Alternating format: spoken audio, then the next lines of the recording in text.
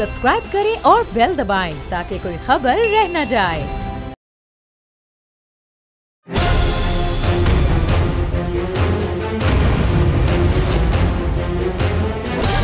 From the Islamabad studios of Bold Network, it's time for Jameel Farooqi on National Debate.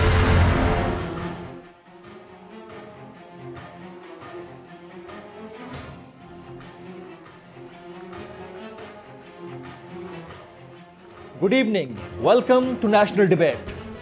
Punjab में तख्ते लाहौर की अपनी अहमियत है। तख्ते लाहौर अब तख्ते बुज़दार कहलाता है। तख्ते बुज़दार इसलिए क्योंकि गुज़िश्ता 2 साल से उस्मान बुज़दार साहब इस तख्त पर बराजमान हैं, लेकिन अपोजिशन अपनी जगह पर हाहाकार कर रही है। अपोजिशन का वावेला, अपोजिशन का प्रोटेस्ट अपनी जगह पर है। अपोजिशन कहती है, अपोजिशन वो अपोजिशन जिसमें नून लीग सर फहरिस्त है, वो ये कहती है कि उस्मान बुज़दार साहब फेल हो चुके हैं, उन्होंने सही तरह से परफॉर्म नहीं किया है। वो कहते हैं कि अब पंजाब बचाओ तहरीक का आगाज़ किया जाएगा। एहसन इकबाल साहब ने इस मद में एक प्रेस कॉन्फ्रेंस की और खुल कर वो तमाम बातें की जो एक अपोजिशन को करनी चाहिए।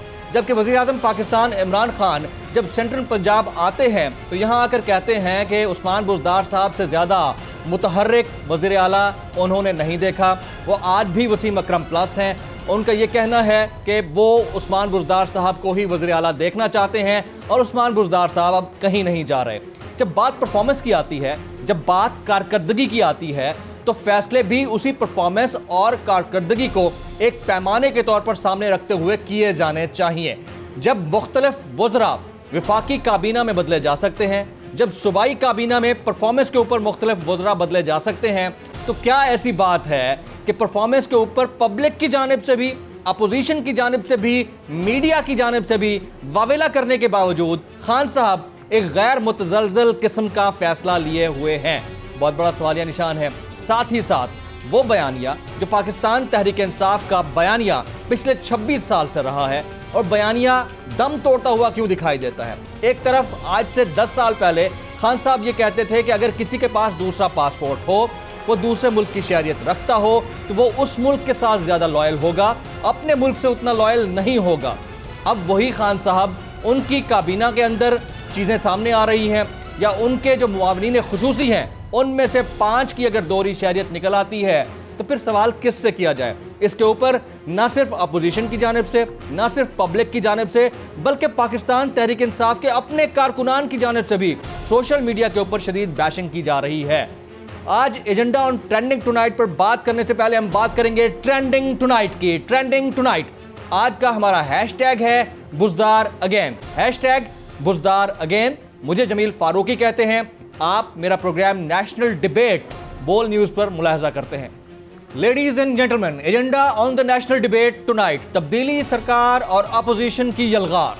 ऑन द डिबेट टुनाइट हमारे आज के गेस्ट पैनलिस्ट सरदार दोस्त मोहम्मद खान खोसा, साबिक वज़ीर आला पंजाब, सीनियर रहनुमा पाकिस्तान पीपल्स पार्टी, सेनेटर नोमान वज़ीर खटक साहब, सीनियर रहनुमा पाकिस्तान तहरीक इंसाफ, और जनाब इमरान याकूब खान साहब, सीनियर तज्ज़ियाकार, सीनियर सहाफ़ी।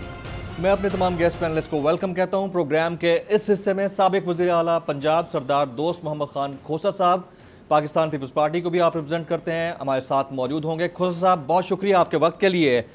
उस्मान बुज़दार साहब के बतौर वज़ीर आला 2 साल और पंजाब, जबकि खान साहब का उन पर एतमाद का इजहार। मेरा सवाल आपसे ये है, क्योंकि आप नून लीग के साथ और शहबाज शरीफ साहब के साथ भी रहे हैं और आप ख़ुद भी वज़ीर आला पंजाब रहे हैं, अगर दोनों का तकाबली जायज़ा लिया जाए और आपसे कहा जाए कि दोनों को 100 में से नंबर दे दें, तो शहबाज शरीफ साहब को और बुज़दार साहब को किस तरह से आप नंबर्स देंगे? जी, बिस्मिल्लाहिर्रहमानिर्रहीम। जमील साहब, अव्वल बात तो ये है कि इन दोनों का कंपैरिजन जो है वो बनता नहीं है। नकायस साहब का दौर के अंदर भी ज़रूर थे। चीफ मिनिस्टर पंजाब जो उस वक्त थे मियाँ शहबाज शरीफ साहब, उनकी जो पॉलिसीज़ थी या जो उनका तर्ज़ अमल था, उसके ऊपर सिर्फ मुझे नहीं, बहुत लोगों को, अक्सरियत को जो है वो एतराज़ था। उनके इर्द गिर्द बैठे हुए जो उस वक्त काबीना के मेंबर्स होते थे, उनको भी एतराज़ था। लेकिन एक चीज़, वो जैसे कहते हैं ना, give the devil it's due, एक चीज़ थी कि अच्छा काम हो रहा था या बुरा काम हो रहा था, सही हो रहा था या गलत हो रहा था, द बॉल वॉज रोलिंग। इन 2 सालों के अंदर तो मैं समझता हूँ कि चीफ मिनिस्टर साहब की बहुत ज़्यादा मसरूफियत रही है उस्मान बुज़दार साहब की 3 दफ्तरों के दरमियान 8 क्लब रोड, 90 शारा और सेक्रेटरीट में जो चीफ मिनिस्टर्स ऑफिस है, इन तीनों दफातर के दरमियान उनकी बहुत ज़्यादा मसरूफियत रही है। और जब कभी सेशन में वो जाते हैं, पंजाब असम्बली के सेशन जाते हैं, तो जो वहाँ पर चीफ मिनिस्टर्स चेम्बर है असम्बली में, वहाँ पे उनकी बहुत ज़्यादा मसरूफियत रही। बाकी पंजाब में तो उनकी कोई मसरूफियत नहीं है, आपने भी देखा है, मैंने भी देखा है। और कल मैं इत्तेफाक से टेलीविज़न पे देख रहा था इमरान खान साहब की जो इंटरेक्शन था विद गवर्नमेंट ऑफ पंजाब जी। तो वज़ीर आज़म सेंट्रल पंजाब कल तशरीफ़ लाए हुए थे ना। जी जी जी जी। वो वज़ीर आज़म पाकिस्तान, तो मैं नहीं समझता वो वज़ीर आज़म सेंट्रल पंजाब हैं, ना सिंध हैं, ना बलूचिस्तान हैं, ना KPK हैं, ना साउथ ऑफ पंजाब हैं, ना गिलगित बल्तिस्तान हैं। वो वज़ीर आज़म सेंट्रल पंजाब है, क्योंकि जब भी इस्लामाबाद से वो कहीं निकलते हैं वो हमेशा लाहौर ही आते हैं। इसके अलावा वो पाकिस्तान में शायद कहीं नहीं जाते, ना शायद उनको इजाज़त नहीं है, अगर इजाज़त है तो शायद उनका दिल नहीं है या उनकी ख्वाहिश नहीं है कि वो किसी और सूबे में भी जाएं और वहाँ के हालात भी लाहौर देखें। या पंजाब तो हमेशा मरकज़ निगाह रहा है, चाहे पाकिस्तान मुस्लिम लीग नवाज की गवर्नमेंट हो, अगर मियाँ नवाज शरीफ साहब वफाक में थे, शहबाज शरीफ साहब पंजाब के अंदर थे, तो दोनों का इंटरेक्शन यकीनन ज़्यादा था, क्योंकि तख्ते लाहौर पर सबकी निगाह होती है। अब अगर अपोजिशन भी कोई तहरीक चला रही है तो पंजाब बचाओ तहरीक चलाने का इंदिया रखती है, वो मुल्क बचाओ की बात नहीं करते पंजाब, क्योंकि उनको पता है कि पंजाब इतना इंपॉर्टेंट है। जब आप सबके अदवार हुकूमत में इंपॉर्टेंट था तो फिर खान साहब के ऊपर क्यों तनकीद हो रही है? नहीं, पंजाब की इंपॉर्टेंस के ऊपर तो कोई दो राय नहीं है जमील साहब, इस पे तो मकसद है मैं आपके साथ बहस कर ही नहीं सकता जी। पंजाब की पाकिस्तान में जो पॉलिटिकल और जो स्ट्रेटिजिक कहें या उसको ज़मीनी हवाले से जो हैसियत पंजाब की है, उसको तो आप मकसद है रद्द कर नहीं सकते या उसकी नफ़ी आप कर नहीं सकते। लेकिन क्या सिंध कम अहमियत का सूबा है? क्या KPK कम अहमियत का सूबा है? और क्या बलूचिस्तान कम अहमियत का सूबा है? क्या गिलगित बल्तिस्तान कम अहमियत का सूबा है? मेरे भाई, मेरा बात करने का मकसद ये था कि प्राइम मिनिस्टर साहब को चाहिए कि जिस तरह से वो पंजाब के मामलात में दिलचस्पी लेते हैं और जिस तरह से वो पंजाब को रन कर रहे हैं, उसी तरह से अगर वो सिंध को रन ना भी कर सकें तो कम से कम सिंध के मामलात में तवज्जो दें, बलूचिस्तान की मुश्किलात पे तवज्जो दें, KPK की मुश्किलात पे तवज्जो दें, गिलगित बल्तिस्तान की मुश्किलात पे तवज्जो दें, या सिर्फ उनका काम है पंजाब की मुश्किलात और उस्मान, खास तौर पे उस्मान बुज़दार साहब की वजह से जो मुश्किलात पंजाब फेस कर रहा है उसके ऊपर तवज्जो दें। खोसा साहब, क्योंकि हमारा प्रोग्राम कल उन्होंने आके एक स्टेटमेंट दी जी जी, अगर मेरी बात आप मुकम्मल होने दें, कल उन्होंने आके यहाँ पे एक स्टेटमेंट दी कि जी हमाद अजहर साहब बड़े डायनामिक वजीर हैं और उस्मान बुज़दार साहब बड़े मुतहरिक वजीर हैं। मुझे उनकी जो उनका जो मुतहरिक पन है जरा वो तो मुझे प्राइम मिनिस्टर साहब मैं आपसे किस चीज़ पे मुतहरिक हैं ज़िमनी से सवाल करना चाह रहा हूं और बड़ा ज़रूरी है क्योंकि हमारा प्रोग्राम ज़रा पंजाब फोकस्ड है, तो हम मेरे ख्याल में उस पर ज़्यादा बात करेंगे। आप वज़ीर आला रहे हैं, मुझे बताएं कि आपने अभी तक मुझे ये नहीं बताया कि आप 100 में से बुज़दार साहब को नंबर देना ही पसंद नहीं करते या वो इस काबिल ही नहीं है कि उनको 100 में से कुछ नंबर दिए जाए। अगर आप शहबाज शरीफ साहब को कुछ देते हैं नंबर्स, तो बुज़दार साहब को भी एक एग्जामिनर की हैसियत से दे दें। बुज़दार साहब एग्जामिनेशन हॉल में आएंगे तो उनको नंबर देंगे ना। अच्छा, आप वो इस कंपटीशन में ही नहीं है भाई, वो एग्जामिनेशन हॉल में आएंगे तो नंबर देंगे ना। अभी तो वो साइड रूम में बैठे हुए हैं और उनको पर्चे का हल जो है वो दिया जा रहा है। कौन दे रहा है पर्चे का हल? खान साहब दे रहे हैं। खान साहब दे रहे हैं। आपको क्या लगता है कि किन एरियाज में पंजाब गवर्नमेंट को काम करना चाहिए था और अभी तक काम नहीं किया है? एरियाज एंड एज इन आप शोबों की बात कर रहे हैं या इलाकों की बात कर रहे हैं? शोबों की बात कर रहा हूं, शोबों की बात कर रहा हूं। इलाके तो हमारे सामने ही है, कितने नजरअंदाज हो चुके हैं। हर शोबे में जमील साहब, हर शोबे में आपका हेल्थ इस वक्त टेरिबली इग्नोर्ड है पंजाब का। और कोविड की इस वबा ने जो है वो शुक्र है कि अगर मैं बात करता तो लोग समझते कि जी ये अपोजिशन के हैं इसलिए तनकीद करें। खाली इस कोविड के मामले ने जिस तरह से पंजाब हुकूमत की हेल्थ की जो उनका शोबा है उसमें इनकी कारकर्दगी को जिस तरह से एक्सपोज किया है, वो मकसद है किसी से ढकी छुपी बात नहीं है। एजुकेशन आप देख लें, कोई पॉलिसी नहीं है, ज़राअत कोई पॉलिसी नहीं है, कोई हाल नहीं है। रोड इंफ्रास्ट्रक्चर जो पिछले अदवार में पंजाब के अंदर जिसका जाल फैला था, उन रोड इंफ्रास्ट्रक्चर के बढ़ाने के बजाय मकसद है उनकी मेंटेनेंस की अगर आप सूरत हाल देख लें तो वो तबाहाली का शिकार है। आप इंडस्ट्रियल इनकी अगर सूबाई कोई इंडस्ट्रियल पॉलिसी है, अब कल इन्होंने कायद आज़म वो उसका इफ्तिताह किया है, वज़ीर आज़म ने लाहौर आके यानी वो मनसूबा कहीं और का है, उसका इफ्तिताह आके कर रहे हैं लाहौर जी सोलर पार्क का जी, इसका बिजनेस पार्क का। तो उसका इफ्तिताह कहीं और होना चाहिए था, जहाँ पे वो मौका है और आके कर रहे हैं वो लाहौर में। So this shows their interest in the matters of Punjab. उनका इंटरेस्ट सिर्फ ये है कि किसी तरह से 5 साल जो है वो बोर्ड के ऊपर, पीछे जो बोर्ड लगा हुआ होता है ना, उसके ऊपर वो टेन्योर लिखा हुआ होता है कि 2018 to 2023, किसी तरह से 2018 to 2023 कंप्लीट हो जाए। राइट। बाकी इनके मामलात के ऊपर कोई ना तवज्जो है ना इनका इंटरेस्ट है। खोसा साहब ये फरमा दीजिएगा, कभी इस मामले के ऊपर आपकी अपने वालिद साहब से भी नाराज़गी हुई है? क्योंकि हमें सबको पता है कि वो खुद तो पाकिस्तान तहरीक इंसाफ का हिस्सा है, आप पीपल्स पार्टी का हिस्सा है, तो कभी खाने की टेबल पर ये नाराज़गी भी हुई कि अब्बा जान देखें आपकी पार्टी क्या कर रही है? नहीं, मेरे ख्याल में आपका ये सवाल जो है ये बड़ा नाजायज है। नहीं सवाल तो अच्छा है सर, लेकिन आपने आप उनसे सवाल पूछ लीजिए। जितनी तनकीद आपने की है ना पीटीआई पे, तो जाहिर है कि कभी आप घर में बैठे उन पे भी कर देते होंगे, अब्बा जी मैं कितने फंस गए हैं हंसी। नहीं, मैं आपको अर्ज कर रहा हूँ कि पहले तो ये सवाल आप सरदार साहब से लीजिए कि क्या वो पीटीआई में हैं या नहीं हैं। अच्छा। दूसरी बात यह है कि क्या वो पीटीआई या इस मौजूदा हुकूमत की कारकर्दगी से मुतमईन हैं या नहीं हैं। मैं तो ये बात आपको बड़े वसूख से और दावे से कर रहा हूँ। मेरे वालिद हैं, मेरे लिए अल्लाह के बाद सब कुछ वो हैं। मैं समझता हूँ कि वो आज मेरी बातों से मुत्तफिक हैं। जो मैं उनके साथ अपने व्यूज़ शेयर करता हूँ या जो इर्द गिर्द अपने वो हालात और माहौल देखते हैं, वो हुकूमत की पॉलिसी से और हुकूमत की कारकर्दगी से बिल्कुल मुतमईन नहीं। तो खोसा साहब आपकी क्या राय है? मैं उनको क्या कहल करूँगा? वो पीटीआई में वो नहीं खुद है, ही मुतमईन नहीं है। वो पीटीआई में है या नहीं है, आप इस बारे में क्या कहेंगे? उनसे तो मैं बाद में पूछूंगा, आप बताइएगा। मेरे ख्याल में अमली तौर पर वो नहीं है। अमली तौर पर नहीं है, अखलाकी तौर पर है? ज़हनी तौर पर भी नहीं है और अमली तौर पर भी नहीं। अखलाकी तौर पर है? ज़हनी तौर पे भी नहीं है और अमली तौर पे भी नहीं है। नहीं, मेरे नहीं ख्याल के वो हैं। अच्छा, अखलाकी तौर पर भी नहीं बाकी है। इसकी वजाहत बेहतर वो आपको खुद कर सकेंगे। पाकिस्तान पीपल्स पार्टी बड़ी जमात है, सिंध की बड़ी जमात है, लेकिन पाकिस्तान पीपल्स पार्टी अपर पंजाब में ख़ास तौर पर वो जगह नहीं बना पाई जो साउथ पंजाब में उसने बनाई है। तो क्या आपको लगता है कि आप पाकिस्तान पीपल्स पार्टी के साथ रहते हुए डेरा गाजी खान जैसे इलाके से दोबारा से जगह बना पाएंगे? बताओ, रुकने सूबाई असम्बली या कौमी असम्बली? जी इंशाल्लाह ज़रूर जी, हम अपनी पूरी मेहनत कर रहे हैं। देखें, मेहनत करने में कोई आड़ नहीं है और मेहनत का ज़रूर अल्लाह ताला समर और फल देता है।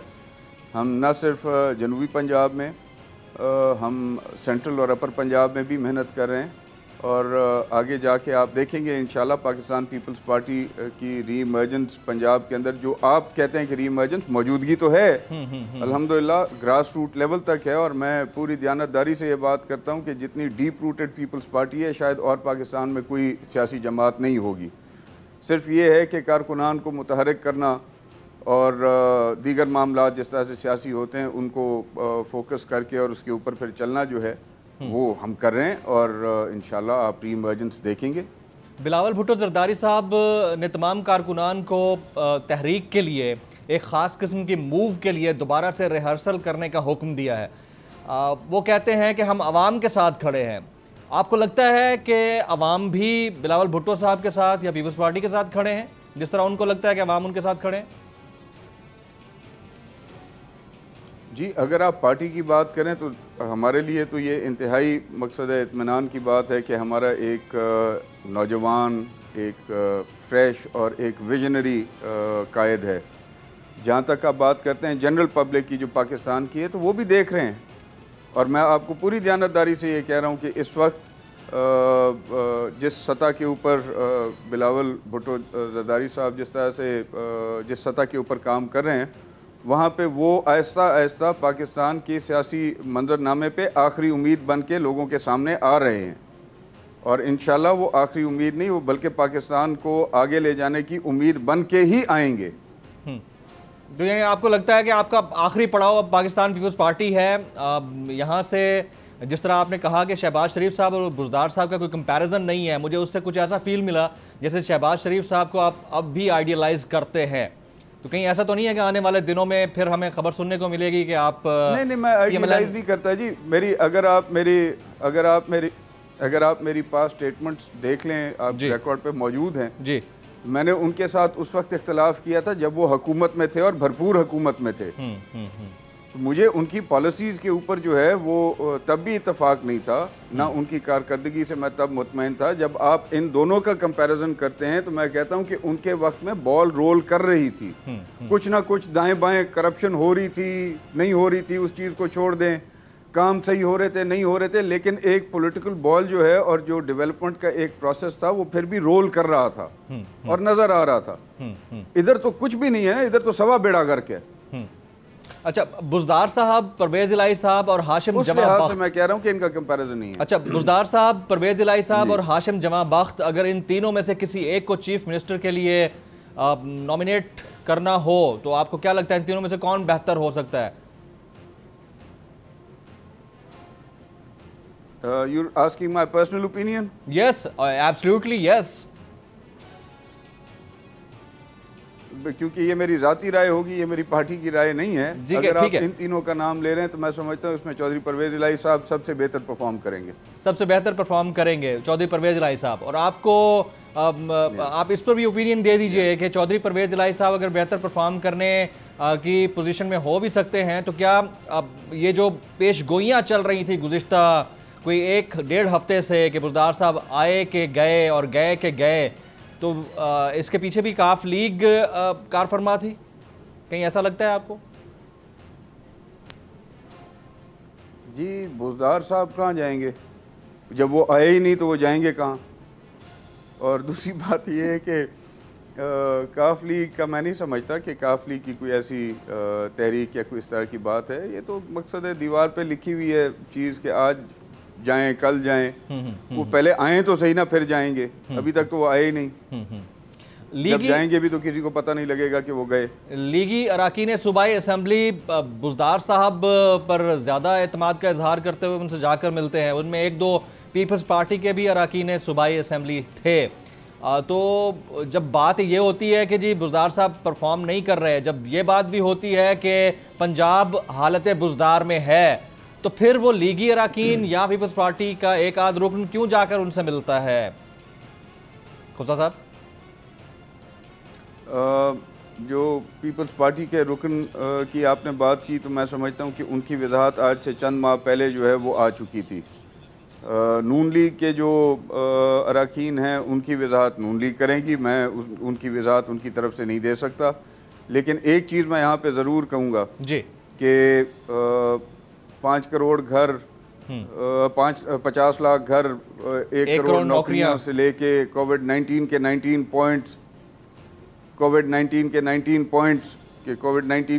पॉइंट्स होते हैं से लेके और अब मुतहरिक चीफ मिनिस्टर तक की जो वज़ीर आज़म साहब के और उनकी काबीनाओं के, यानी मरकज़ के और सूबे की काबीनाओं के जो स्टेटमेंट्स हैं वो आपके सामने हैं। और उनमें से कितने पे अमल दरामद हुआ है, कितनी बातें जो 4.5 साल वो अपोजिशन की करते रहे, उनमें से कौन सी ऐसी बात है और कितनी ऐसी बातें हैं जिन पे आज भी वो कायम हैं। सो इन चीज़ों को आप ज़रूर मद्देनज़र रखें और साथ ये भी देखें कि उन अदवार के अंदर ये हॉर्स ट्रेडिंग के ऊपर कितनी बात किया करते थे जी। यही आज के वज़ीर आज़म उस वक्त की अपोजिशन के रुकन होते हुए ये हॉर्स ट्रेडिंग के ऊपर कितनी बात किया करते थे। और आज जो ये हो रहा है पंजाब के अंदर या मरकज़ के अंदर या दीगर सूबों के अंदर जो ये करने की कोशिश की जा रही है, क्या वो हॉर्स ट्रेडिंग नहीं कहलाएगी? अगर तब गलत थी तो आज उनका करना जो है वो सही हो गया। ये पब्लिक ने देखना है कि इनके कॉलो फेल में यकसानियत है या इनके कॉलो फेल में तजाद है, कि तब की बात गलत, आज की बात ठीक। यानी हमारे मुल्क के अहम फैसलों में वो काबीना का हिस्सा हूँ, इससे बड़े जुल्म की कोई बात है? एक बरतानिया का शहरी जो है वो हमारे मुल्क के अहम फैसलों में मौजूद हो, हम एक अमेरिका का शहरी जो है वो हमारे मुल्क के अहम फैसलों में, अहम से मुराद मेरी ये है कि अहम भी और हसास भी कई मामलात काबीना के अंदर सिर्फ आप और मैं डिस्कस नहीं होते, फ्यूल प्राइसेस डिस्कस नहीं होती, महंगाई डिस्कस नहीं होती, दीगर अहम मामलात और हसास मामलात भी डिस्कस होते हैं, उसके अंदर वो मौजूद हो। क्या इससे बड़ी ज्यादती कोई और हो सकती है?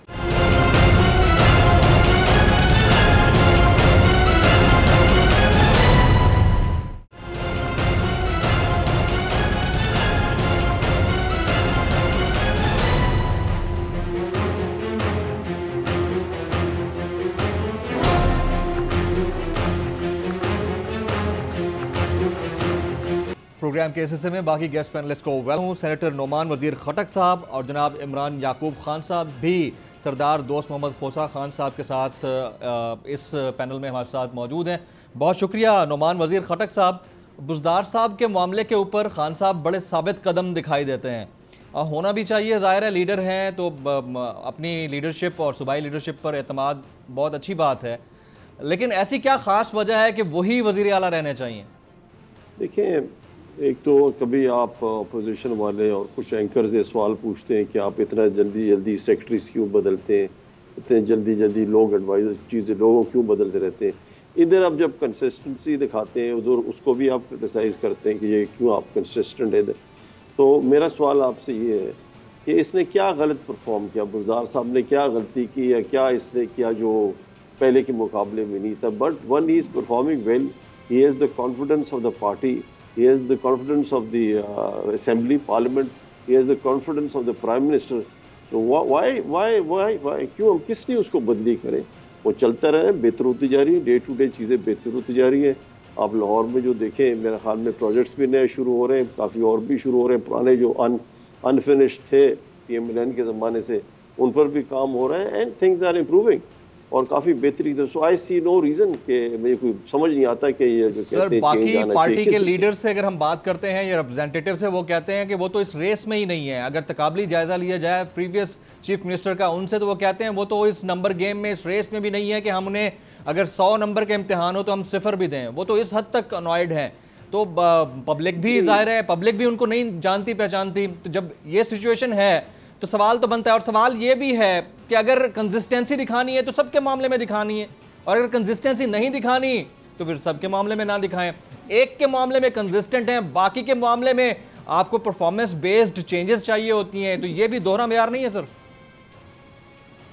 देखिए, आपने बोला परफॉर्मेंस बेस्ड होना चाहिए, तो आई एग्री बिल्कुल। आपके ये चीज़ ऐसे अनहर्ड ऑफ है पहले गवर्नमेंट्स के अंदर, KPIs या की परफॉर्मेंस इंडिकेटर्स होने चाहिए, tangible goal set, target set करने चाहिए, वो चीज़ होना होते हैं नहीं होते, उसकी अकाउंटेबिलिटी होनी चाहिए। लेकिन आप ये तो अप्रिशिएट करें कि ये वाहिद गवर्नमेंट है जिसमें इतनी कैबिनेट मीटिंग्स होती हैं और यहाँ परफॉर्मेंस एवेल्यूएशन प्राइम मिनिस्टर करता है, फेडरल मिनिस्टर्स भी करता है, चीफ मिनिस्टर्स भी करता है, और ये एक स्टेप ले रहा है, अच्छा बुरा जो भी आप कह दें, लेकिन एक स्टेप तो हो रहा है ना, इसको तो अप्रिशिएट करें ना। और ये अगर आप चाहते हैं, जैसे पहलों की परफॉर्मेंस थी, पहले चीफ मिनिस्टर जो थे PMLN की, जो उससे पहले जो भी जितने थे, विदाउट टेकिंग देयर नेम्स, क्या परफॉर्मेंस। अगर आपने एक बड़ा एक एसेट डेवलप कर दिया, लाहौर को इतना बड़ा बना दिया और बाकी सारे पंजाब को छोड़ दिया, तो इसको परफॉर्मेंस कहते हैं, इसको KPI कहते हैं। योर KPI वॉज उस वक्त based on Lahore only and on high expenditure, infrastructure expenditures, जिसके अंदर आपको किकबैक्स वगैरह मिलते थे। तो अगर वो चीज़ समझते हैं तो sorry, we would not go for those things. हम एक्चुअल देखेंगे परफॉर्मेंस किस तरह होती है, कि रिजल्ट्स आता है किस तरह आता है, whether it is federal government की तरफ से या प्रोविंशियल गवर्नमेंट की तरफ से, उन चीज़ों को हम देखेंगे। खटक साहब, आपकी बात ठीक है कि आपकी पहली गवर्नमेंट है जो चीज़ें परफॉर्मेंस के ऊपर चेंज करने को रेडी भी होती है, लेकिन शायद ये पहली गवर्नमेंट ही है जिसके अपने बयानिए से मुतालिक नफ़ी के जो साउंड बाइट्स हैं वो आज से 10 साल पहले से मौजूद हैं। यानी वो बातें जो आज से 10 साल पहले आप कहते थे कि वो अब हराम हैं, तो वो 2018 के बाद हलाल होना शुरू हो गई हैं। अब दोहरी शहरियत के मामले को आप देख लें, दोहरी शहरियत के ऊपर खान साहब के कितने साउंड बाइट्स हैं। अब आपकी कैबिनेट डिवीजन खुद दोहरी शहरियत और असासे के हवाले से तफसीलात जारी करती है, तो पता चलता है कि 15 में से 5 मुआविन खुसूसी के पास दोहरी शहरियत है। तो जब आपके पहले के बयानात थे वो आज के बयानात से कॉन्ट्राडिक्टरी होंगे, तो फिर बयानिया तो दम तोड़ता हुआ दिखाई देगा, फिर चेंज वाली बात कहाँ रह गई सर? चले, मैं आपको इसको बड़े शॉर्ट तरीके में बताऊंगा और आप ही जज बन जाए, मुझे बताएं कि अगर मैं गलत बोलता हूँ। 15 हमारे स्पेशल असिस्टेंट्स हैं प्राइम मिनिस्टर के लिए, 19 मुल्कों के साथ हमारा ड्यूल सिटीजनशिप पर एग्रीमेंट है। 19 मुल्क agreement sign, international agreement sign है। दिसंबर 2019 के अंदर PMLN वालों ने जुल्फी बुखारी पर केस किया, सुप्रीम कोर्ट में हुआ, और एतजाज एहसन साहब हमारे जुल्फी बुखारी साहब के कौंसल थे, और उन्होंने आर्गू किया, और उसका डिसीजन क्या आया? उसका डिसीजन ये आया कि as a special assistant to prime minister a person जिसके पास ड्यूल नेशनैलिटी वो हो सकता है, लेकिन उसमें क्या कौड़ी लगी थी कि वो मिनिस्टर का स्टेटस नहीं कैरी कर सकता, ये सिर्फ था। तो ये सुप्रीम कोर्ट की रूलिंग के बाद, और जो कानून में कुछ लिखा उसके किसी चीज की कॉन्ट्रोवेंशन नहीं करता है, उसके बावजूद legally it's all very right, you have to give. आपने जो है ना एक इंटरनेशनल फ्लेवर देना है कि बाहर के मुल्कों में क्या होता। अगर आप चाहते हैं वही पुराना वाला सिस्टम चले, वही जो घिसा पिटा चलता था वही चलता जाएगा। अब आपको ये फ्लेवर आ रहा है, बाहर का इंटरनेशनल एक्सपोजर भी आ रहा है। क्यों आप बुलाते हैं वर्ल्ड बैंक या बाहर लोगों से कंसल्टेंट्स मंगवाते, क्यों मंगवाते हैं? इसलिए मंगवाते हैं कि इंटरनेशनल एक्सपोजर। मसला ये है कि अभी जो फ्लेवर आपको नजर आ रहा है, ये अब फ्लेवर नजर आ रहा है। आज से 7-8 साल पहले आपको ये डर्ट नजर आता था, यानी आप लोग दोहरी शहरियत के ऊपर यहाँ पर बाकायदा तौर पर एहतजाज करते थे। आप कहते थे कि अगर किसी के पास दूसरा पासपोर्ट है तो वो उनका ओथ लेकर बैठा है, पाकिस्तान में उसकी कोई जगह नहीं बनती है। खान साहब की गुडविल ये है कि उनके अपने असासे पाकिस्तान में है, he is more loyal to Pakistan than anybody else, इसमें कोई शक नहीं है। लेकिन उनके इर्द गिर्द जो लोग मौजूद हैं वो आपको फ्लेवर मिल रहा है दूसरे मुल्कों के पासपोर्ट का, तो ये तो फिर सर एतराज़, नुक्ता एतराज़ बनता है ना। मैं आपको बताऊं, आप एक कुछ हद तक सही बात करते हैं कि ये जो बाहर से लोग आते हैं, हिस्टोरिकली स्पीकिंग ये वो ब्रीफकेस वाली लोग होते थे, जो ब्रीफकेस लाकर आते थे, अपना टाइम लगाया, चक्कर देखा शका शुगल पूरा किया, CV में लिखा दिया कि मैं अपना ये मिनिस्टर रह चुका हूँ या प्राइम मिनिस्टर रह चुका हूँ, और चले गया वापस। दिस इज़ रॉन्ग, इनकी एसोसिएशन कोई नहीं है। अब आप कहते हैं कि वही पुराने घिसे पिटे लोग लाओ, उनको हिलाते। बुज़दार के केस में आप ये बात कर रहे हैं ना। अब हम जो जैसे मेरी तरह और बहुत ऐसे PTI में लोग हैं जो कभी पॉलिटिक्स में थे ही ना, जो बड़े प्रोफेशनल टेक्नोक्रेट टाइप लोग हैं, वो हम लाते हैं, कुछ लोग उनको आगे लाते हैं, नया फेस लाते हैं, उस पर आपको ऑब्जेक्शन होता है। बाहर से लोग लाते हैं जो इंटरनेशनल एक्सपोजर देने के लिए, उस पर ऑब्जेक्शन होता है। So it has to be a mix of this thing. अगर पहले हम उस वक्त कहते थे, उस वक्त ये 2019 दिसंबर में सुप्रीम कोर्ट की रूलिंग आई है जिसने कैटेगोरिकली क्लियर कर दिया कि लीगली आप इन लोगों को रख सकते हैं। तो जब तक अगर अपोजिशन PMLN या पीपल पार्टी वाले पार्लियामेंट के अंदर कोई बिल ले आए जो उसके अगेंस्ट हो और कानून बना ले, फिर नहीं रख सकते। ठीक है, फिलहाल आप इसको रख सकते हैं। और फिर आपने मिक्स रखा है, जो पाकिस्तानी नेशनल्स हैं उनकी पाकिस्तान में प्रॉपर्टीज हैं। I for one वोट से कि जी होना चाहिए उनके पाकिस्तान में प्रॉपर्टी, उनको ज़्यादा दुख होता है, उनकी सारी औलाद यहाँ होती है, बच्चे यहाँ होते हैं, फ्यूचर उनकी जनरेशन का यही है, उनका ज़्यादा एसोसिएशन होती है इस मुल्क के साथ कंपेयर टू सम अदर्स जो बाहर से आते हैं ब्रीफकेस वाले। इस पर मैं इमरान याकूब खान साहब को शामिल करता हूं। सर, नुमान वजीर साहब साथ रहिएगा। इमरान याकूब खान साहब, सबसे पहले तो बुज़दार साहब पंजाब और अपोजिशन का ये वावेला के पंजाब हालत बुज़दार में है, और इमरान खान साहब का उन पर गैर मुतज़लज़ल एतमाद, इस पर ज़रा सबसे पहले कमेंट कर दीजिएगा खान साहब। बिस्मिल्लाहिर्रहमानिर्रहीम। जमील साहब, सबसे पहली तो बात यह है कि बुज़दार साहब पे कमेंट करना जो है ना, उस पर आप ये देख लें कि मैं ज़रूर कमेंट करता हूँ। आपने कहा सबसे पहले करूँ तो मैं सबसे पहले कर देता हूँ, क्योंकि मैं वैसे सबसे पहले नुमान साहब की एक दो चीज़ों का जवाब करना चाहता था। बुज़दार साहब का कमेंट ये है कि बुज़दार साहब के यहाँ पे रहने की वजह ना तो उनकी परफॉर्मेंस है, माफ़ कीजिएगा, ना उनकी कारकर्दगी है, और ना ही कोई उनकी ऐसी खूबी है। उनकी बुनियादी तौर पे 3 वजूहात हैं बेसिक, जिसकी वजह से वो यहाँ है। पहली जो वजह वो है रूहानी। अच्छा, उनके यहाँ रहने की रूहानी वजह है, इसलिए वो यहाँ पे हैं। इमरान खान साहब को ये समझाया गया या वो ये समझते हैं कि रूहानी तौर पे उस्मान बुज़दार साहब का रहना यहाँ उनके लिए ज्यादा जरूरी है। दूसरी वजह है कि मुमकिना तौर पे जो इस वक्त मुस्लिम लीग नून जो है, वो जिस तरह से पंजाब में मुस्लिम लीग नून की पोजीशन बेहतर हो रही है और तहरीक इंसाफ की पोजीशन उसकी आप देखें मुख्तलिफ सर्वेस में आ रहा है कि उनकी मकबूलियत में कमी आ रही है। अब ये भी इनको है कि अगर इस तरह का कोई वाकया हुआ और जो PTI के अंदर ग्रुपिंग है, मतलब ये जहांगीर तरीन साहब की सपोर्ट अलग है एक ग्रुप को, चौधरी सरवर साहब का अपना ग्रुप है, शाह महमूद कुरैशी साहब का अपना ग्रुप है, उसके अलावा फिर एक वो लोग हैं जो अपने आप को प्रो बुजदार कहते हैं, लेकिन जनूबी पंजाब का एक अलग ग्रुप है। ये सारी इतनी खिचड़ी पक गई है कि वो हाँ साहब ये समझते हैं कि अगर अब किसी और को बुलाया और वो भी परफॉर्म ना कर सका तो 3 महीने बाद मेरे पे ये भी प्रेशर आ जाएगा। इसलिए बुजदार साहब की नाकामी को वो अपनी नाकामी समझते हैं। अब आप देखें कि अपने तई वो हमेशा ये कोशिश करते हैं कि इसमें इतना मार्जिन रहे कि बुजदार साहब के कहने पे उन्होंने 5 आपके देखें आईजी चेंज कर दिए, 4-5 आपके चीफ सेक्रेटरी चेंज कर दिए, 5 दिन के बाद कि आज आपका कमिश्नर लाहौर को चेंज कर दिया। असद खोखर साहब जिनके बारे में मुबैना तौर पे ये कहा जा रहा था और उनके वो बहुत करीब थे उस्मान बुजदार साहब के, और उनकी कई स्टोरियां भी मार्केट में थी। जब मुख्तलिफ इदारों की तरफ से खान साहब को ये बताया गया कि जनाब ये वो अफसर हैं जिनको आपने पहले पंजाब बदल किया था जब चीफ सेक्रेटरी नए आए थे, उस वक्त मेजर आजम सुलेमान साहब, लेकिन उनको उस वक्त बुजदार साहब ने रोक लिया, फिर यहाँ अच्छे ओहदों पे लगा दिया। जी। और ये सूरत हाल है, ये शायद कार्टर बना हुआ है जो उस तरह के मामलात में इन्वॉल्व है जिससे आपको आपके लिए बदनामी हो सकती है। उस्मान कल इमरान खान साहब जब लाहौर में आए तो उन्होंने इस तरह जो मामला किया, आप एक बात को समझ लें कि नुमान साहब जो कह रहे थे ना सेनेटर साहब, मैं तो बड़ा एहतराम करता हूँ, बड़े अच्छे इंसान हैं, बड़े डिसेंट भी हैं, बड़े लिखे हैं, बहुत नफीस।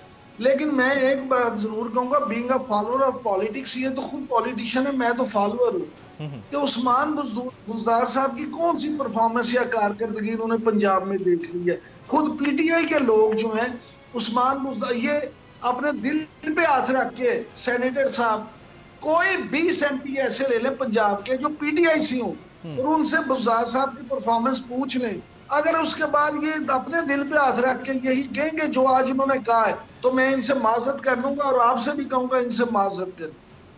जनाब परफॉर्मेंस ये है कि आप कहते हैं कि जी पहले वो आपने शफाफ किया, क्या बीआरटी का जो मंसूबा आज तक जो पूरा नहीं हो सका उसकी कॉस्ट देख लें और यहाँ मेट्रो बस की देख लें। लोग अब शहबाज शरीफ को यहाँ पंजाब में क्यों याद कर रहे हैं? इसलिए याद कर रहे हैं कि आपने जनाब उसने जो भी किया कॉस्मेटिक मंसूबे किए, लेकिन कुछ तो किया, अब तो अमलन कुछ हो ही नहीं रहा। आटे का बहरान आया, यानी हमारे मुल्क के अहम फैसलों में वो काबीना का हिस्सा हूँ, इससे बड़े जुल्म की कोई बात है? एक बरतानिया का शहरी जो है वो हमारे मुल्क के अहम फैसलों में मौजूद हो, हम एक अमेरिका का शहरी जो है वो हमारे मुल्क के अहम फैसलों में, अहम से मुराद मेरी ये है कि अहम भी और हसास भी कई मामला काबीना के अंदर सिर्फ आप और मैं डिस्कस नहीं होते, फ्यूल प्राइसेस डिस्कस नहीं होती, महंगाई डिस्कस नहीं होती, दीगर अहम मामलात और हसास मामलात भी डिस्कस होते हैं, उसके अंदर वो मौजूद हो। क्या इससे बड़ी ज्यादती कोई और हो सकती है?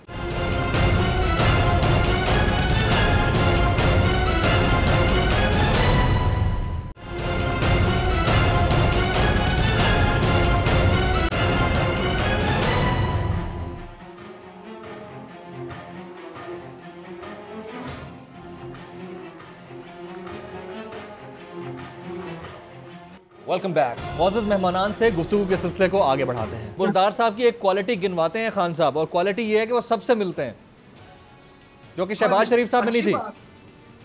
सर मैं कहता हूँ शहबाज शरीफ साहब बिल्कुल नहीं मिलते थे, उनके लिए तो MPs MNs इवन वुज़रा का मिलना भी मुश्किल था।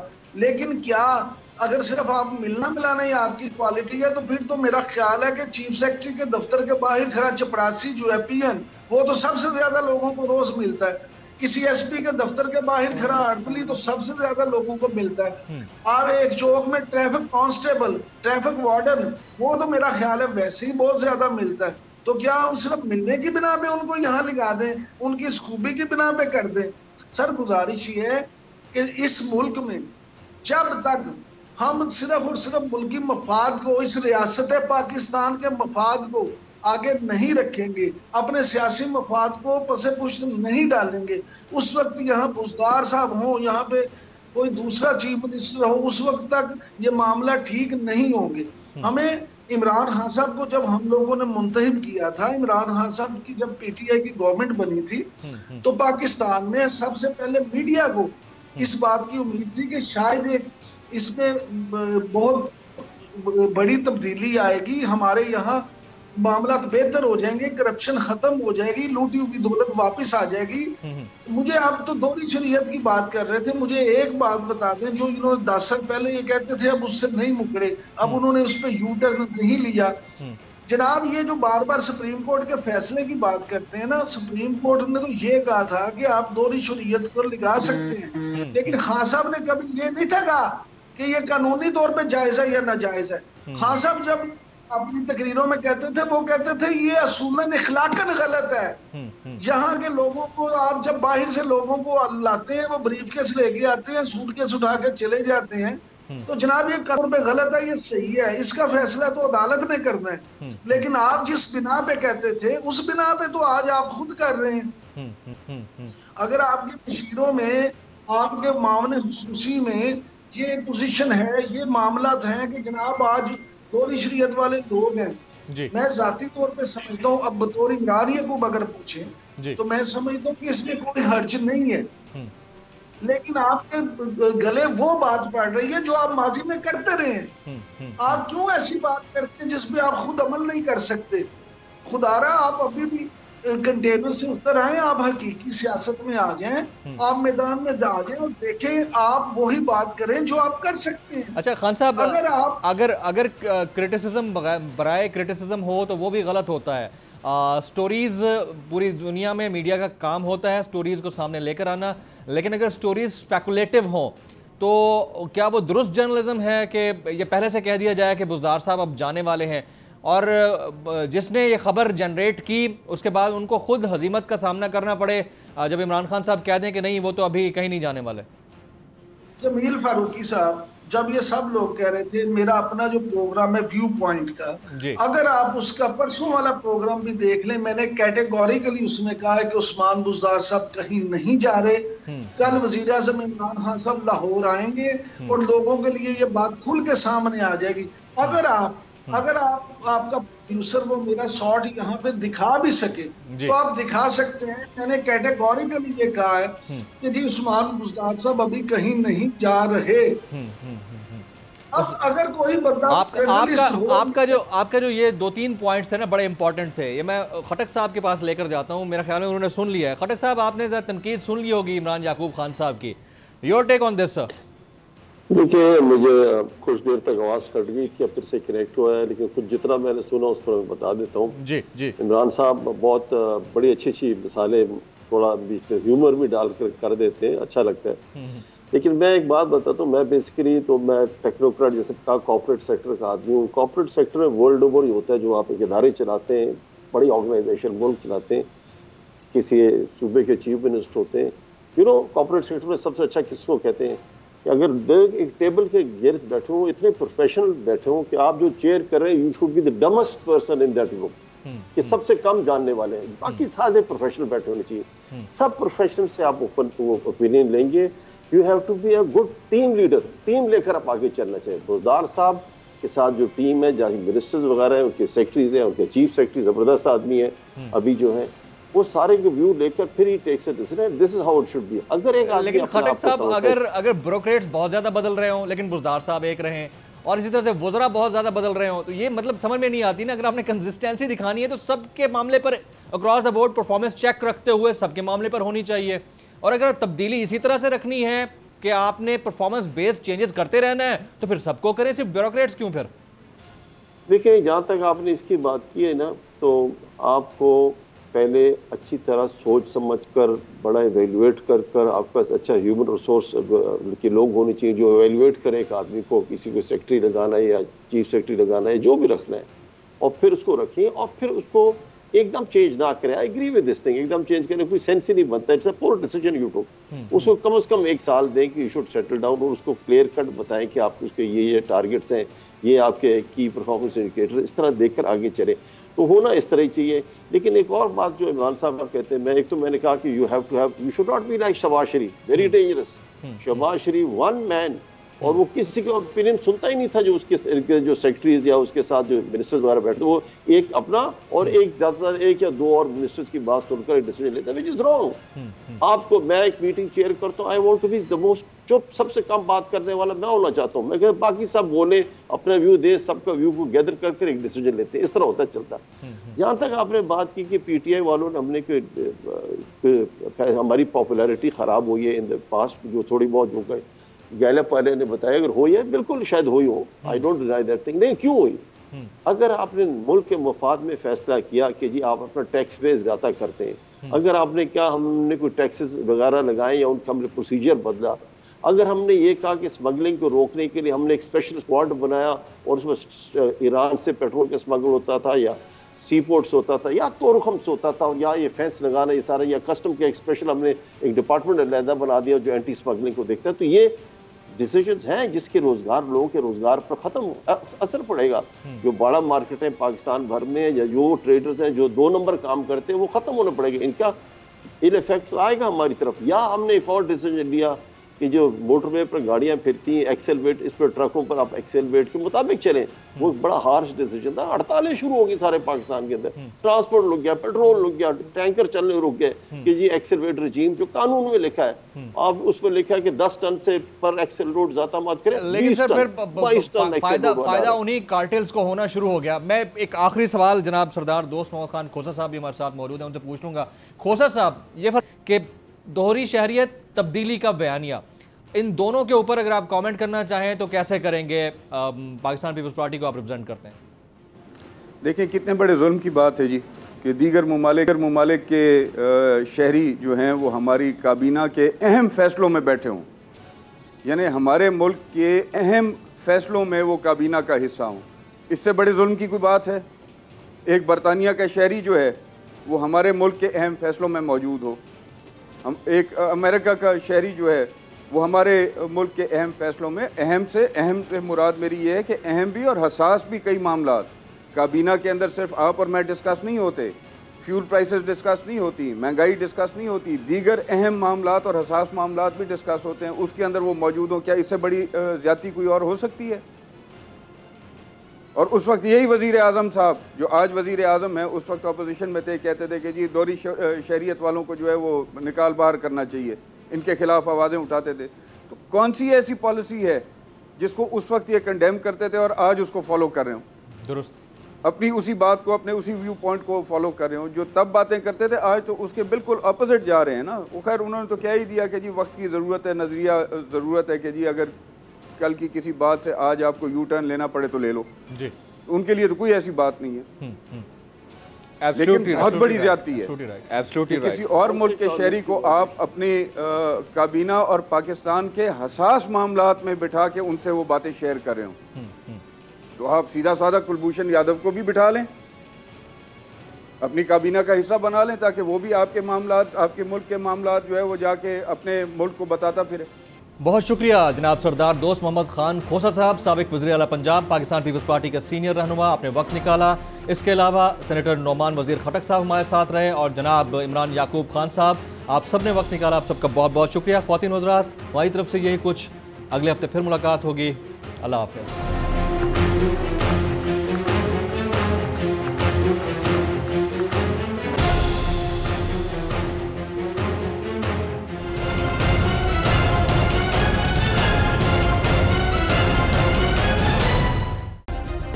सब्सक्राइब करें और बेल दबाएं ताकि कोई खबर रह न जाए।